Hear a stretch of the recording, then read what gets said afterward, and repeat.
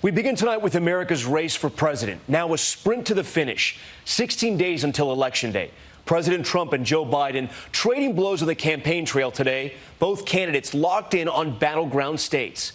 The president in Nevada tonight, 24 hours after holding rallies in Wisconsin and Michigan. President Trump facing backlash for attacking Governor Gretchen Whitmer just days after the FBI revealed she was targeted in an alleged terror plot. Joe Biden hitting North Carolina today, saying President Trump continues to lie about the coronavirus. Biden downplaying his lead in the polls, urging supporters not to get complacent.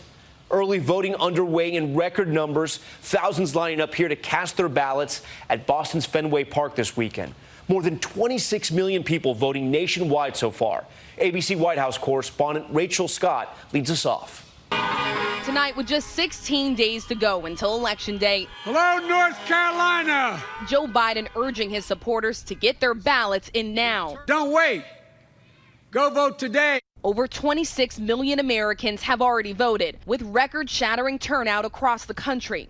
Lines wrapping around Boston's Fenway Park. I just voted. Woohoo!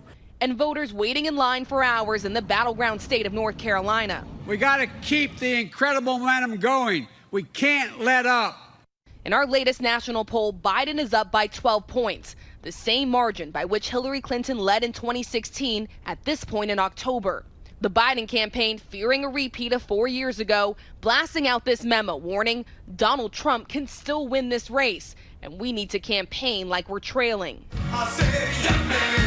President Trump spending most of his time campaigning hard in states he won in 2016, trying to fire up his base. If I lose, can you imagine? If I lose, I will have lost to the worst candidate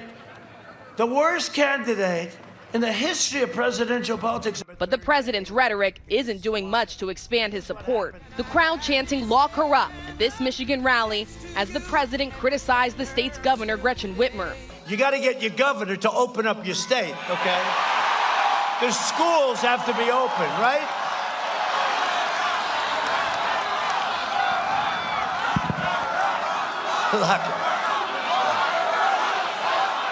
Lock them all up.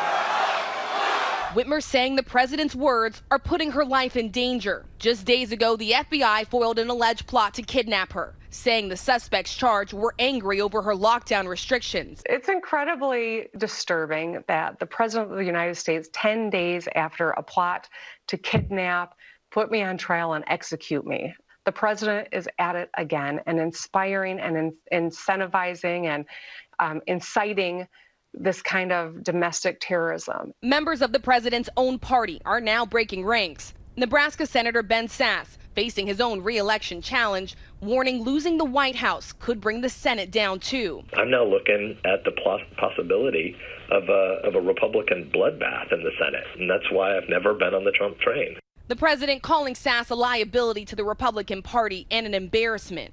And the chairwoman of the RNC sending this message to Republicans now publicly distancing themselves. Any Republican that doesn't recognize that running with the president is going to help them is hurting themselves in the long run.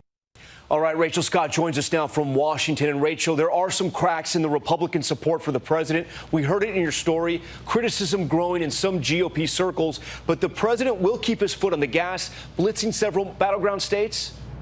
Tom, the president keeping a very packed schedule tonight in Nevada, but he's spending nearly all of his time in states that he won back in 2016, like North Carolina and Pennsylvania. This is a campaign that long had plans of expanding the map, trying to flip those states that the president lost. But in the final days of the campaign, the president is on defense. Tom? All right, Rachel Scott leading us off tonight. Rachel, thank you.